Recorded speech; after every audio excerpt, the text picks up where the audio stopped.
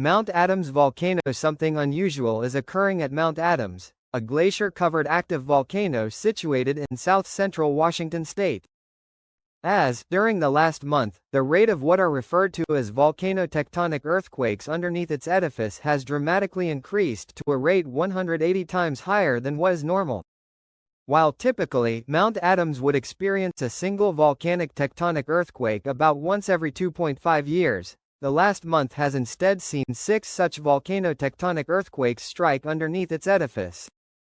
This might sound like and is truly still a very low figure, with for example the average Indonesian active volcano producing more volcanic earthquakes than this in any given month. However, unlike Indonesia's volcanoes, which are as a whole quite active, Mount Adams has been almost completely quiet in terms of volcanic activity and earthquakes since its last eruption approximately 1,000 years ago.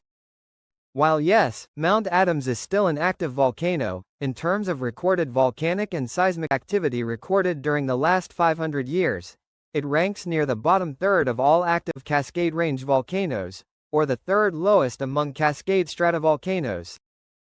This low activity is not helped by the fact that many geologists consider Adams to be a volcano which is in the latter half of its lifespan, past its most intense and frequent period of eruptions, much like the highly eroded Mount Jefferson volcano in Oregon.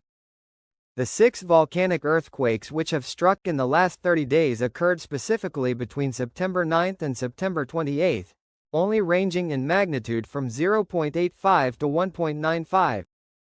In other words, you would have been hard-pressed to have felt even the slightest motion from the strongest of these volcanic earthquakes, which struck at 6:30 a.m. on September 24. These quakes all struck at unusually shallow depths, specifically at between 220 meters below sea level and 1,010 meters above sea level. Yet, despite representing the highest number of earthquakes since Mount Adams began being seismically monitored in 1982, I am not of the opinion that these events are likely related to the movement of magma. I say this for 3 reasons. First, new or recent ground deformation has not been detected, and this would almost certainly be measured during any actual magmatic intrusion.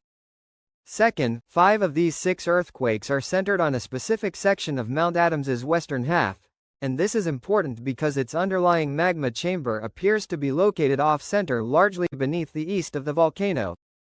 Third, these earthquakes are occurring at the wrong depths to indicate likely magma movement, with the deepest suspicious earthquakes striking a full mile above the top of its modeled magma chamber. So, what caused these earthquakes? There are 3 main possibilities.